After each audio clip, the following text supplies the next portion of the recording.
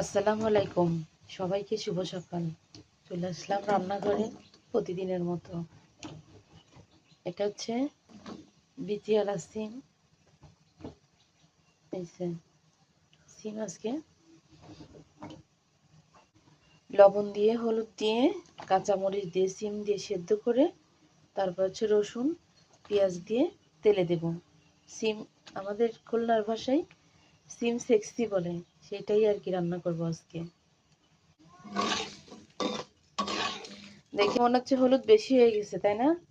না, হলুদ ঠিক মতোই হয়েছে। সিমটা একটু সেদ্ধ হলে সব হলুদ সিমে চলে যাবে। সুন্দর লাগতেছে কালারটা কিন্তু, তাই না? মনে হচ্ছে শুকনা মরিচের তরকারি। আর এইখানে হচ্ছে পাঙ্গাস মাছ দিয়ে, সেই পুকুরের পাঙ্গাস দিয়ে সরিষার শাক দিয়ে রান্না করবো। চাইছিলাম হচ্ছে ওই পার্শে মাছ না হয় পুঁটি মাছ দিয়ে রান্না করব সরিষার শাক। আমার শাশুড়ি বলল পাঙ্গাস মাছ তেলালা মাছ ওইটা দিয়ে রান্না করুন। তারপরেও কিন্তু পাঙ্গাস মাছে একদম কোনো তেল নেই। পুকুরের মাছ তো একদম পুরা সাদা রুই কাতলার মতো স্বাদ। পাঙ্গাসের কোনো তেল এতে নেই। তারপরেও সে যখন বলল তেল থাকুক আর না থাকুক, তারে তো রান্না করে দিই।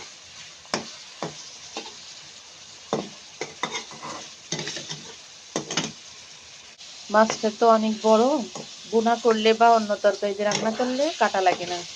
একটু শাক দিয়ে রান্না করবো, এই জন্য কিন্তু মাছটা আমি একটু কেটে নিচ্ছি সুন্দর মতো করে। দেখুন তাই কি পরিমাণ মোটা মোটা আর কি পরিমাণ একটু বড় বড়। দেখুন পানি দিয়ে আর কষাবো না, আমি শুধু তেলের উপরে পেঁয়াজ মাছটা কষাই নিচ্ছি।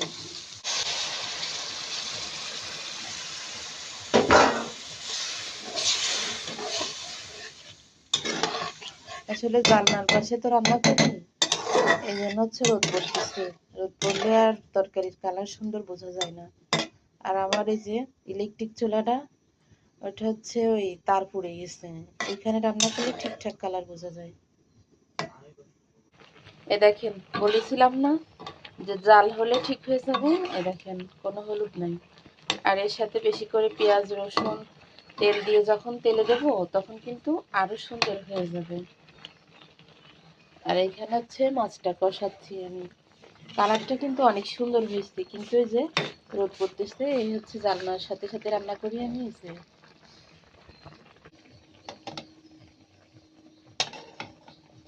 মাছগুলা কিন্তু আমি কষায় উঠায় রাখতেছি।